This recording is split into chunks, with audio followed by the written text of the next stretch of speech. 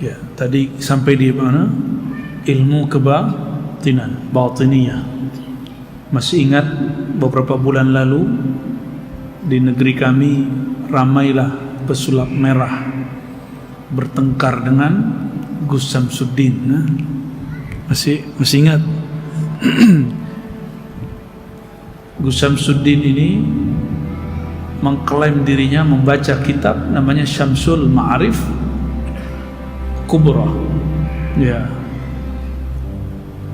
itu kitab yang disebut kitab batiniyah. Ya, dia tidak semuanya salah, tapi harus dibaca oleh orang yang ahli, karena ilmunya disebut ilmu tajribiyah. Apa arti tajribiyah? Harus dicoba, harus diriyadhahkan.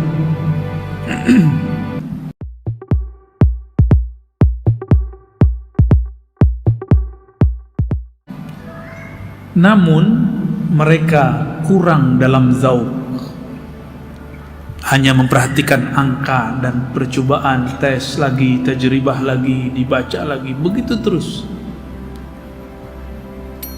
Nah, ilmu ini juga ada di pihak ilmu falsafah, disebut kedokteran terapan, falsafah terapan, kimia terapan. Tapi kita tidak bicarakan itu, kita bicarakan kebatinan. Ya, ilmu-ilmu azimat itu dari cabang ilmu ini, dan ini bukan ilmu tasawuf. Ya, ilmu membuat rajah bukan ilmu tasawuf, tapi itu salah satu ilmu yang disebut fannya ilmu huruf dan adat. Apa nama ilmunya? Ilmu huruf dan adat. Karena setiap huruf itu dalam ilmu falak ada angkanya, alif itu ada nilainya, sehingga la ilaha illallah bernilai 165. Karena lam, alif lam ha digabungkan semuanya, alif lam lam ha, maka bertemulah jumlahnya berapa? 165. Itu namanya ilmu huruf wal adad. Kita dulu juga belajar itu seperti sandi-sandi. Ya, huruf ada angkanya.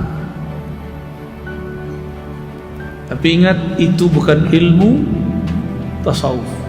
Namun sebagai sebuah ilmu yang murni, ilmu huruf dan adat bagian dari ilmu yang Allah turunkan juga. Cuma sayang, beberapa orang mensalahgunakan ilmu ini.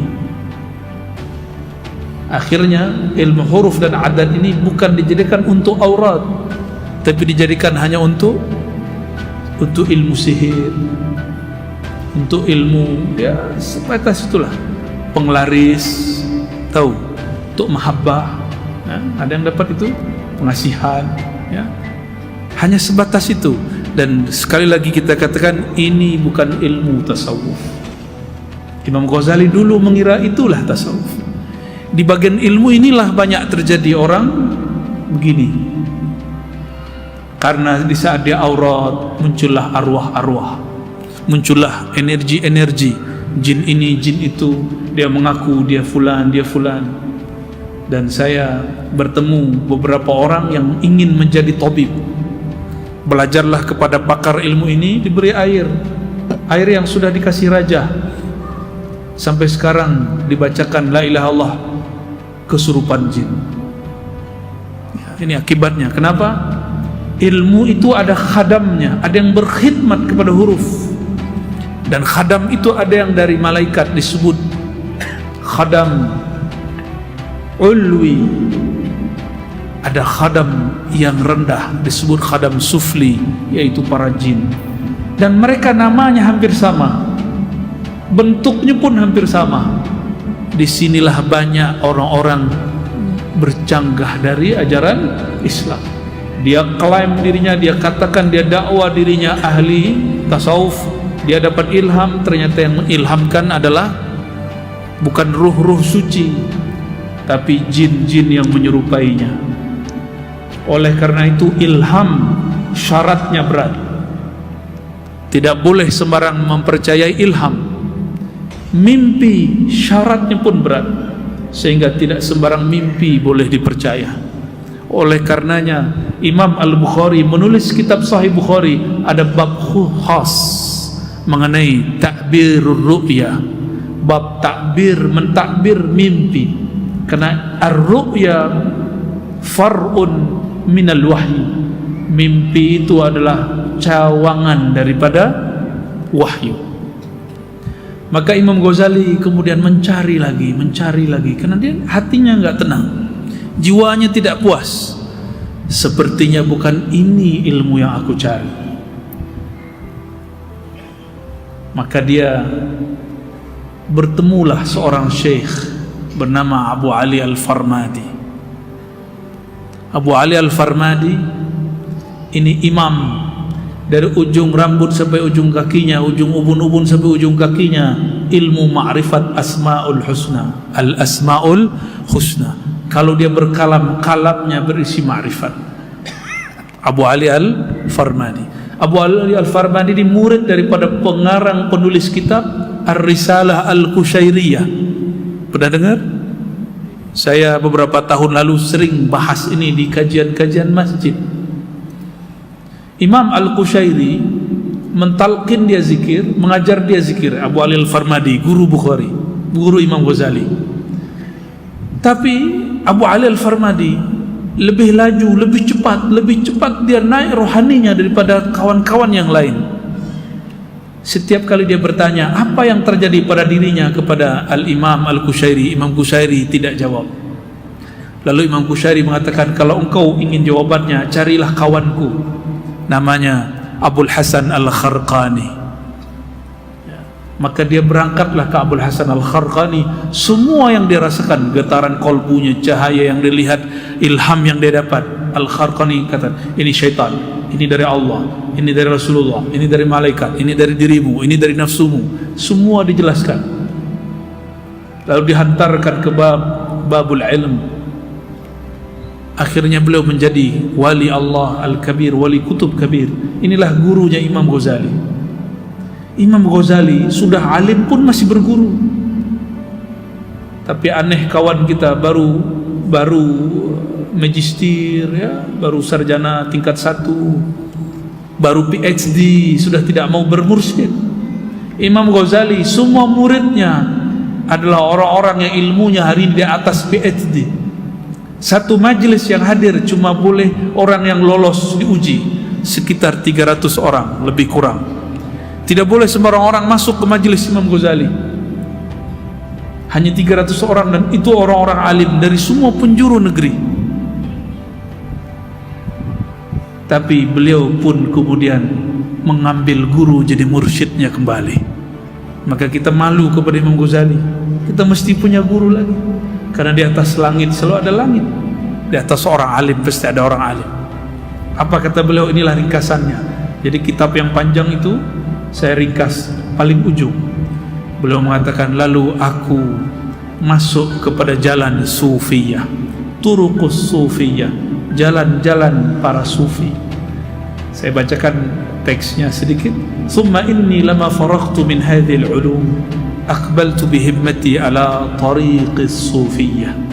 Setelah aku melewati ilmu filsafat, materialism, ilmu kalam, ilmu fikih, ilmu semua ilmu sampai ilmu kebatinan, dia menjadi orang sakti. Aku kemudian cenderung kepada ilmu yang baru, yaitu ilmu sufiyah. Wa alimtu anna tariqatahum innama tatimmu bi'ilmin wa amalin. Aku sadarlah bahwa ilmu para sufi hanya sempurna dengan 2 rukun. Rukun pertama ilmu, dan yang kedua amal. Maka kalau ada orang bertasawuf tidak ada amalnya, tidak ada syariatnya, kita curigai dia ini bukan sufi, tapi mudda'i at-tasawuf. Di sini hati-hati. Maka sufi al-jami' baina al-zahir wal batin, baina al-syari'ah wal tariqah, baina al-ilmi wal amal. Jadi sufi itu menggabungkan zahir, batin, ilmu dan amal. Dia tidak hanya berkalam tentang Allah, tapi dia juga kemudian berubudiyah kepada Allah Subhanahu wa ta'ala. Dulu di negeri kita ini, di Nusantara ini, semuanya sama. Muncullah di negeri Aceh sana dulu kelompok namanya Wujudiyah. Dia berbicara tentang Tuhan, tentang Allah, tapi dia tidak lagi bersyariat. Apa kata dia? Wujuduna wujudullah, wujud kami hakikatnya wujud Allah. Maka mereka tidak lagi sembahyang, tidak lagi zakat, tidak lagi haji umrah. Kenapa? Haji umrah, haji saja di dalam kalbumu, berputarlah mengelilingi jiwamu. Dulu seperti itu. Ada. Ini yang dibantah oleh pengikut-pengikut Imam Ghazali yang ada di negeri ini. Maka muncullah para masyayikh, muncullah para ulama. Di Tanah Banjar ada Datuk Kelampayan, dia tulis kitab khusus untuk mengkritisi, meluruskan kesalahan orang memahami tasawuf. Ini diambil dari kalam Imam Ghazali, innama tatimmu bi'ilmin wa amalin. Tasawuf itu mesti ada ilmunya, mesti ada amalnya. Orang beramal tanpa ada ilmu beban. Datang kepada mursyid, apa kata mursyid? Amalkan ini 5.000, tapi tidak ada ilmunya. Maka dia mikir, waduh, ini beban apa lagi nih? Ya, beban hidup sudah banyak, beban pekerjaan sudah banyak. Masa tambah lagi beban dari guru? Ya. Datang ke mursyid, suruh kamu amalkan salawat ini 7.000 sehari. Pingsan dia, ya. Tapi jika dia diberikan ilmu, kenapa zikir 1.000, 2.000, 5.000? Dia akan sadar dan faham. Apakah kita adil kepada diri? Bekerja dari pagi sampai petang. Alasannya apa? Ingin mendapatkan ringgit. Sahih? Ya. Bagaimana mungkin ingin mendapatkan ringgit langit, dolar langit, jika kita tidak rajin mengetuk nama Allah di dalam kalbu minimal 1 jam sehari? 1 jam sehari cukup. 60 menit sehari sebut nama Allah setiap hari. Apabila kita istiqomah bekerja untuk membangun rumah di dunia yang berakal, kita tinggalkan juga untuk menafkahi istri yang nanti mungkin dia duluan wafat atau kita yang duluan meninggal. Kenapa kita tidak adil lalu kemudian menabung nama Allah di dalam kalbu untuk membangun rumah di akhirat? Nabi mengatakan satu subhanallah bihamdi subhanallahil azim itu 1 pohon di surga, 1 pokok di surga. Kenapa orang tidak amalkan ini? Berangkat bekerja, pulang, bacalah itu subhanallah bihamdi subhanallahil azim. Imam Ghazali sampai kepada sadaran ini karena dia pun punya murid, muridnya hanya kagum kepada ilmunya. Ketika dia salah, muridnya kemudian kritik dia. Dan ini tidak terjadi di kalangan sufi. Sufi itu mereka beradab. Mereka tidak meyakini gurunya sebagai nabi. Maka jika guru salah, bagi dia maklum, karena guru bukanlah nabi yang maksum, yang tidak berdosa, tidak pernah salah. Itu siapa? Nabi. Para anbiya, kalau mursyid boleh salah? Boleh. Ada mungkin mursyid terjebak maksiat, mungkin. Tidak memperlakukan mursyid seperti orang-orang yang selevel malaikat. Sungguh aneh ada murid mengatakan, oh, dia kan orang tarekat, dia sufi, kenapa dia melakukan ini? Dia lupa mereka masih manusia. Nah, kata Imam Ghazali, wa kana hasilu ulumihim qat'a uqubatin nafs. Puncak buah daripada ilmu tasawuf itu ada 3. Pertama, memutus uqubatin nafs, efek-efek bahaya yang ditimbulkan oleh jiwa. Maksudnya menaikkan darjah dari jiwa yang ammarah kepada jiwa yang mutmainnah. Dan yang kedua, at-tanazzuh an akhlaqiha al-mazmumah wa sifatiha al-khabithah. Membersihkan jiwa daripada akhlak-akhlak yang tercela.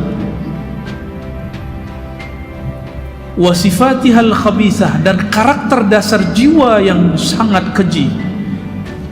Dalam riwayat yang disebutkan ulama-ulama kita, ini riwayat Israiliyat, tapi maknanya sahih, sesuai dengan makna tentang ayat yang menyebutkan an-nafs al-ammarah bisu. Allah berkalam kepada jiwa, wahai jiwa, wahai nafs, aqbil, aqbil. Kata nafs, man anta, siapa kamu, suruh-suruh aku. Allah kalam kepada jiwa, jiwa jawabnya apa? Man anta, siapa kamu, suruh-suruh aku. Lalu Allah suruh lagi, aqbil. Dia masih jawab, kamu siapa? Saya siapa? Kamu suruh-suruh. Akhirnya Allah yang menciptakan jiwa, Allah puasakan dia sekian lama. Setelah jiwa ini lapar, baru dia datang kepada Allah dan mengatakan, ya Allah, anta Rabbi wa ana abduka. Maka cara untuk menundukkan jiwa, caranya adalah mempuasakannya.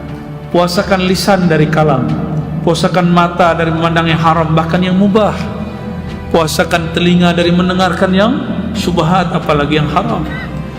Tapi hari ini ustadz pun hobi bergunjing, menggunjingkan sesama ustadz. Ya, ini dosa-dosa kita ini, Tuan Guru. Para syekh pun hobi mencari kesalahan syekh yang lain. Jemaah tariqah mencari kesalahan tariqah yang lain. Aswaja mencari-cari kesalahan kelompok yang lain. Sampai kapan ini akan berlaku? Ini ciri-ciri orang yang gagal bertasawuf, gagal beragama, ilmunya untuk mencari kesalahan orang. Terbersit sekali ingin mencari kesalahan orang, berarti kita gagal bertuhan. Nafsnya nafs lawamah, nafsnya nafs ammarah, ya, yang ta'mur bisu, mengajak kepada yang buruk.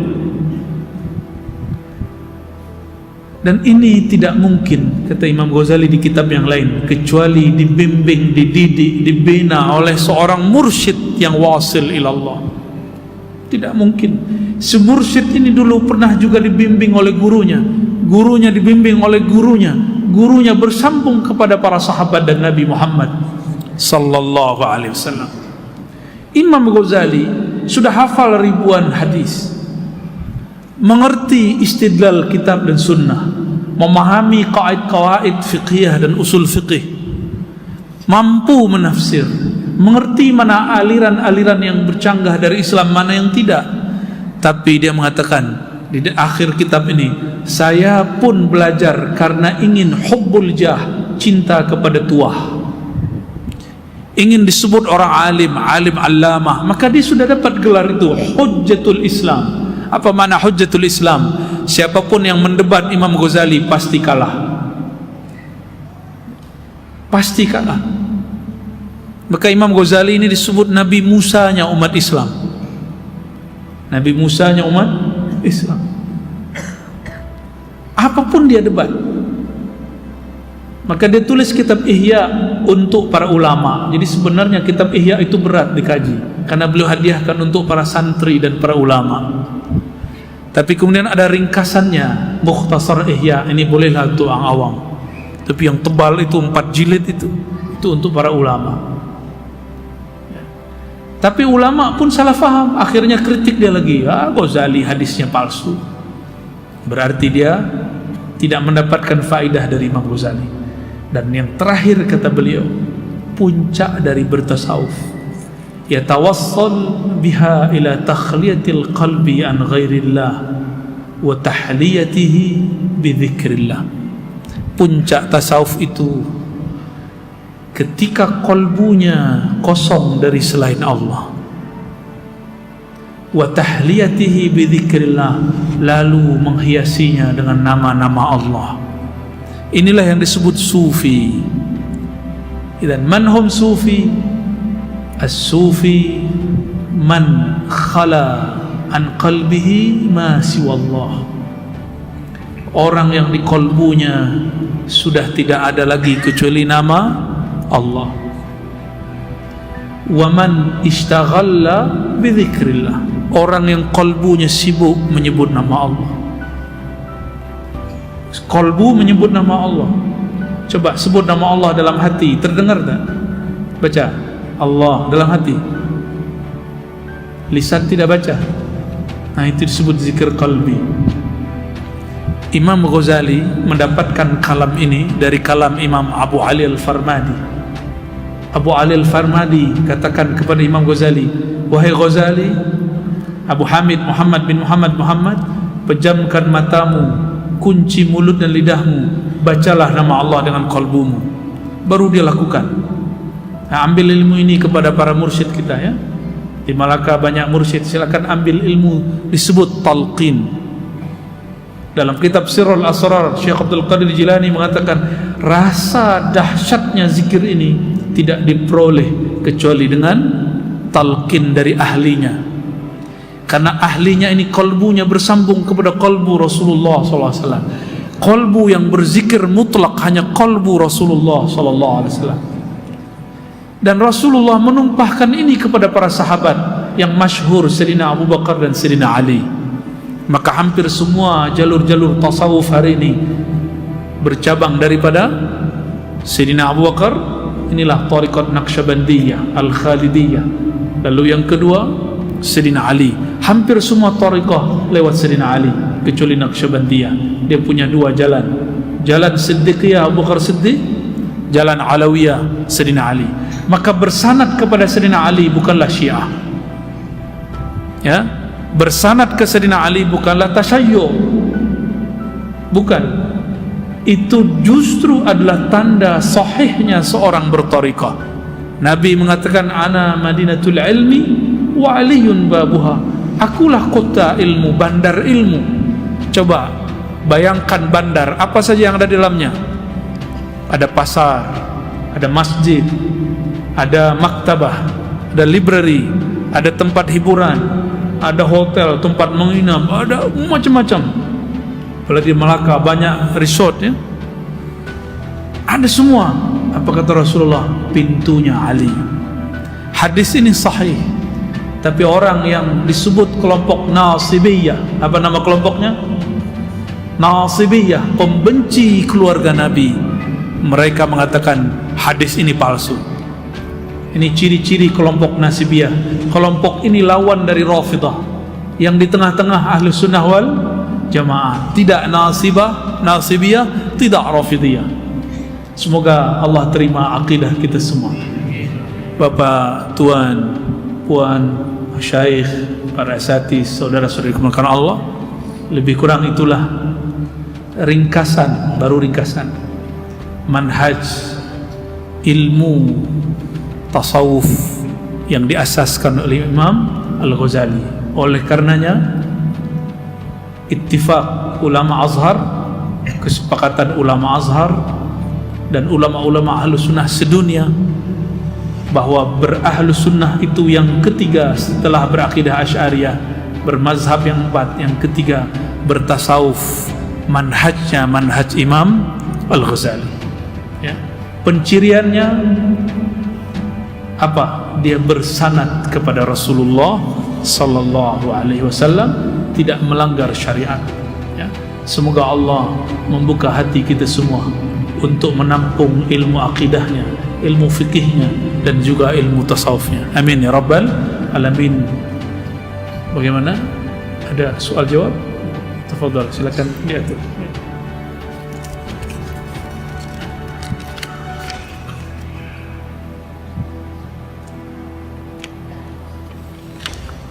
Mohon jelaskan perihal ajaran Millah Ibrahim. Ini isu yang viral lewat kekinian di Malaysia dari Dila Harun. Nama laki-laki atau perempuan? Ajaran Millah Ibrahim itu istilah Quran, tapi sayangnya ada beberapa orang menggunakan itu untuk menggabungkan tiga agama sekaligus. Dulu di Indonesia sempat muncul, nabinya bernama Ahmad Musaddiq ya, betul Habib ya, ada namanya Ahmad Musaddiq. nabinya orang Indonesia yang ke-26. Malu juga kita itu. Tidak pernah berguru, tiba-tiba dia berkhalwat di bawah kaki Gunung Salak. Di hari ke-40 dia merasa dapat ilham. Lalu dia membangun agama yang dia klaim sebagai millah Ibrahim. Saya tidak tahu yang di Malaysia apakah mirip-mirip juga. Ya. Ajaran Islam itu millah Ibrahim. Ajaran yang dibawa Nabi Muhammad dan Nabi Ibrahim sallallahu alaihi wasallam itu ajaran yang sama, yang berbeda hanya syariatnya, akidahnya sama. Oleh karenanya apabila kita memasukkan jenazah ke dalam lahat, salah satu doanya Bismillahi ala millati Rasulillah. Boleh juga baca Bismillah ala millati Ibrahim. Ya. Jadi apabila millah Ibrahim ini bermaksud menggabungkan Islam, Kristiani dengan Yahudi, ini sesuatu yang berlebihan. Menggabungkan dua thariqah pun ramai terjadi begaduh. Menggabungkan dua mazhab fikih, Syafi'i dan Hanbali pun orang begaduh. Apalagi menggabungkan dua agama, tiga agama, ya. Oleh karenanya kita sampaikan bahwa ajaran Islam inilah millah Ibrahim. Apa arti millah? Jalan-jalan yang ditempuh para nabi. Dari Nabi Adam alaihissalam sampai Nabi Muhammad sama semua. Ajarannya la ilaha illallah. Lainnya adalah Nabi Adam Rasulullah di zamannya, Nabi Musa Nabiullah di zamannya. Sedangkan mereka bersaksinya kepada Rasulullah. Nabi Adam mengatakan asyhadu an la ilaha illallah wa anna Muhammadar Rasulullah. Jadi syahadat ini sudah dibaca Nabi Adam sedari di surga. Maka tidak ada perbezaan hakiki antara ajaran mereka dengan ajaran Nabi Muhammad SAW. Ketika Nabi Adam dalam hadis Imam Hakim melihat ke langit, langitnya surga adalah arash, langitnya kita, langit ini terlihat dari sana la ilaha illallah Muhammadur Rasulullah. Maka Sayyidina Adam bersyahadat dengan dua syahadat ini. Maka syahadat yang kita baca hari ini itu syahadat tertua di alam semesta. Maka umat ini sungguhlah beruntung. Umatnya umurnya paling pendek, dikeluarkan juga di akhir zaman, tapi syahadatnya paling tua, sama dengan syahadat kakeknya Sayyidina Adam alaihissalam. Beruntunglah kita umat Sayyidina Muhammad SAW. Inilah millah Ibrahim, inilah millah Nuh, millah Adam, millah semua Nabi salawatullah alaihi wasallam. Ya.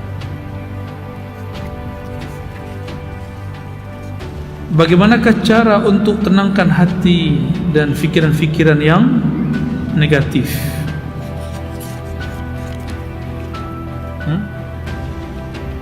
Oke. Cara menenangkan kolbu. Kolbu ini dia ibarat anak, tifl. Syekh Abdul Qadir menyebutkan satu istilah tifl ma'ani. Ada istilah seperti itu. Tifl, anak-anak kita kasih kuliah atau kita kasih mainan. Anak-anak supaya tenang kita berikan ceramah atau beri dia game. Apa game yang paling masyhur untuk anak-anak hari ini ya? Apa namanya? Tahu gimana anak? Game bola? Tak tahu ya, saya pun tak tahu. Anak-anak hari ini suka nonton YouTube. Betul. Jadi berikan mainan yang sesuai dengannya. Anzilun nas manazilahum. Tempatkan manusia sesuai dengan manzilahnya. Qalbu itu manzilah, tempat menyebut nama Allah. Maka mainannya qalbu adalah ism min asma'illah, nama-nama Allah. Apabila seseorang menjauhkan qalbunya dari nama Allah, qalbunya gelisah. Sumiyal qalbu litaqallubihi, disebut qalbu karena dia bergerak gelisah. Kapan dia berat? Jika nama yang paling berat masuk ke dalamnya. Wala dzikrullahi akbar, sungguh menyebut nama Allah itulah yang paling berat, paling besar. Kata akbar juga diartikan asqal. Dalilnya apa? Surah Al-Baqarah tentang khusyuk. Wa innaha lakabiratun illa 'alal khashin. Sesungguhnya salat itu kabirah. Kata Imam Ibnu Katsir dan para imam lain, kabirah ay thaqilah, berat. Dan imam-imam mengatakan ini beratnya. Kolbu ini mesti diberikan mainan. Mainannya nama Allah. Coba lihat anak-anak kita ingin bermain motorcycle, ya, betul. Ingin drive kereta, ya, betul lah. Tanya itu yang kecil-kecil tuh, ya. Kita sebut apa anak kecil sih? Budak-budak. Budak-budak belia ini sukanya mau drive. Sayang kepada anak, apakah kita lepas, kita berikan kunci, serahkan kereta pada anak? Itu tanda sayang? Kan? Tidak semua yang dimahukan anak diberi. Kalau diberi, terabrakkan, ya, beradu dengan orang. Oleh karenanya, untuk memberikan apa yang menenangkan kolbu, jangan sembarang beri. Tanyakan kepada ahlinya. Fas'alu ahlal dzikri in kuntum la ta'lamun. Nanti kolbunya akan tenang. Jadi berikan mainan yang sesuai dengan kolbu. Benarlah para ulama mengatakan, mengambil dari ayat ala bidzikrillah tatmainnul qulub wazkur rabbaka fi nafsik. Muncul kalam qalbul mu'min baitullah. Qalbu orang beriman itu rumah tempat mengingat Allah. Bukan tempat Allah, rumah tempat mengingat Allah. Ini masjid Baitullah, betul? Masjid, benar. Karena kita di negeri Melayu, masjid ada kubahnya. Coba, sudah ke Eropa? Coba lihat masjid di sana, bekas gereja. Hanya salibnya yang sudah hilang. Masjid di zaman Nabi tidak ada kubahnya. Jadi apakah masjid itu suatu yang ada kubahnya? Tidak. Ada khatnya? Tidak. Masjid itu tempat yang di dalamnya ada orang menyebut nama Allah. Ada orang menyebut nama Allah dengan lisannya, dengan kolbunya. Sebenarnya mana yang lebih awal? Lisan atau kolbu? Kolbu. Jadi sebenarnya masjid itu disebut ma'mur jika orang yang sholat di dalamnya menyebut nama Allah dengan lisannya dan dengan kolbunya bersamaan. Itu cara memakmurkannya. Jangan hanya lisan. Kalau lisan, fawailul lil musallin, celaka bagi orang yang merasa sholat. Tapi tidak ada kalimatnya celaka bagi orang yang mendirikan, yang mengusahakan menyempurnakan sholat. Karena aqimis salata lidzikri, dirikan salat untuk mengingatku. Yang dapat ingat Allah hanyalah kolbu, bukanlah fikiran ini. Jadi jangan berzikir dengan fikiran, berzikirlah dengan kolbu. Nanti datang ke tuan guru, para masyayikh, nanti diajarkan caranya, ya. Contoh terakhir, nonton film, kenapa tahan?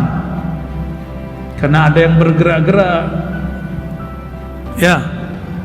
Jika ingin menikmati zikir, maka ambil kaifiat yang sesuai dengan thariqahnya. Maka kita nanti pun seakan-akan menonton, tapi bukan menonton TV, menonton diri sendiri membaca nama Allah. Tapi usaha sebelum itu syaitannya banyak, ya. Nanti datang, wah itu sesat, itu lagi, nanti kamu gila, ya. Benar ya. Lihatlah guru kita dari dulu tidak pernah gila, ya. Ya, tidak ada. Orang gila belajar thariqat tambah gila. Orang waras belajar thariqat tambah cerdas. Maka jika ada orang gila belajar zikir, sebenarnya sebelum berzikir dia sudah gila. Ya, saya sudah bertemu banyak yang begitu, ya. Yang terakhir ya. Oke, sekedar siapapun yang merasa mendapat manfaat dari kajian-kajian di sosial media, YouTube, Facebook, silakan diambil. Jika ada kalam yang tidak tepat, tawakuf, tidak usah diambil. Konsultasikan dengan guru-guru mulia. Karena saya bukan manusia yang maksum. Barangkali ada kalam saya yang tersilap, khilaf, ya, saya pulangkan kepada Allah. Namun untuk talqin mesti diambil dari mursyid. atau wakilnya mursyid, badalnya mursyid, wakil talqinnya mursyid. Tidak boleh hanya menyimak melalui YouTube. Saya tidak jamin kalau kalbunya nanti aman daripada syaitan. Ya, jadi silakan amalkan salawat hadiahkah itu, wirid asas, tafadhal, zikir maqalid silakan diamalkan, zikir salawat an-nur zati sila diamalkan. Namun talqin wajib bermursyid, ya. Cukup, ya. InsyaAllah kita lanjutkan esok pagi dan esok-esoknya lagi, ya. Semoga pertemuan ini diridai Allah. Mohon maaf jika salah adab, salah kalam kepada para guru. Kita mohonkan kepada Allah Ta'ala, semoga Allah meridai kita semua. Al-Hadini wa likulli intisallah. Al-Fatihah. Ya, Allahumma ya Rahman ya Rahim ya Karim ya Azim, salli ala Sayyidina Muhammad. Allahumma ya Allah, sampaikan salam kami, cinta kami, rindu kami kepada kekasihmu Sayyidina Muhammad sallallahu alaihi wasallam. Allahumma ya Allah ya Ghaffar ya Ghaffar, ampunilah dosa-dosa kami, ampunilah keras hati kami. Disebut nama Engkau, kalbu kami tidak bergetar dan tersentuh. Disebut nama kekasihmu, rindu pun belumlah muncul. Ampunkanlah kami yang berhati keras dan kesat ini, ya Allah. Allahumma ilaika nashku qaswata qulubina. Ya Allah, kepada Engkaulah ya Allah kami mengadukan betapa kerasnya hati kami, betapa jahilnya tabiat kami, betapa banyaknya dosa-dosa kami. Allahumma ya Allah, ighfir lana, ampuni dosa-dosa pandangan kami. Hari ini mata kami telah memandang kepada yang haram. Ampunkan ya Allah dosa pendengaran kami. Hari ini kami telah mendengarkan aib-aib manusia, hamba-Mu jua. Ampunkan jua ya Allah dosa-dosa lisan kalam kami. Lisan ini masih senang membicarakan yang tidak pantas dibicarakan. Ampunkan lisan kami ya Allah. Lisan ini menyakiti orang-orang terdekat kami ya Allah, menyakiti kawan-kawan kami ya Allah, menyakiti orang yang kami temui ya Allah. Ampunkan lisan yang tidak bertulang ini ya Allah. Allahumma ya Allah ya muqallibal qulub, ya musarrifal qulub, ya Allah yang maha tahu perubahan dalam kalbu kami, dalam hati kami. Jika Engkau takdirkan hati kami berubah-ubah ya Allah, berganti-ganti ya Allah, maka ubahlah kalbu kami kepada arah yang lebih Engkau ridhai ya Allah. Dari kejahilan kepada ilmu ya Allah, daripada hijab kepada disingkapkannya tabir hijab antara kami dan Engkau ya Allah, daripada benci kepada cinta ya Allah, daripada kegelapan nafsiyah diri kami kepada cahaya-cahaya nur Nabi Muhammad sallallahu alaihi wasallam. Allahumma ya Allah ya nur, ij'alna nura. Ya Allah, jadikanlah diri kami lenyap, fana, karam dalam nur Nabi Muhammad sallallahu alaihi wasallam. Waj'al fi asma'ina nura.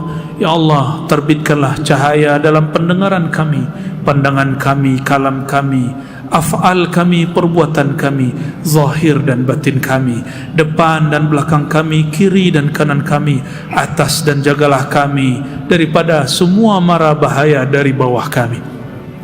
Allahumma ya Allah, nas'aluka salamata sadr wa na'udzubika min su'is sadr. Kami memohon ya Allah hati yang selamat, yang bersih dari semua penyakit-penyakit hati. Berikanlah kami ya Allah hati yang tenang, fikiran yang positif, prasangka yang baik. Allahumma ya Allah, jika ada di kalbu kami kegelapan-kegelapan, jika ada di kalbu kami noda-noda, jika di kalbu kami, di dalam jiwa kami ada kebencian-kebencian, amarah-amarah, emosi-emosi yang tidak Engkau ridhai, maka obatilah dengan nama-Mu ya Allah, nama Nabi-Mu ya Allah. As-salatu wassalamu alaika ya Sayyidi ya رسول الله. Baca sama-sama. As-salatu wassalamu alaika ya sayyidi ya Rasulullah. Sebut Abu Ruh, Abu Ruh. As-salatu wassalamu alaika ya Aba Ruhi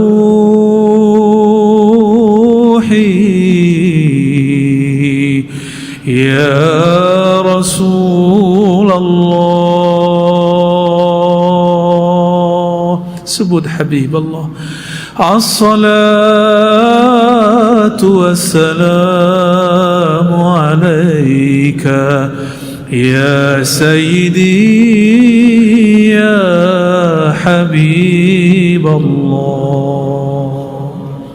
Rabbana atina fid dunya hasanah wa fil akhirati hasanah wa qina adhaban nar washfa'na ya Rabbana bi syafaati nabiyyina Muhammad sallallahu alaihi wasallam walhamdulillah rabbil alamin. Al-Fatihah.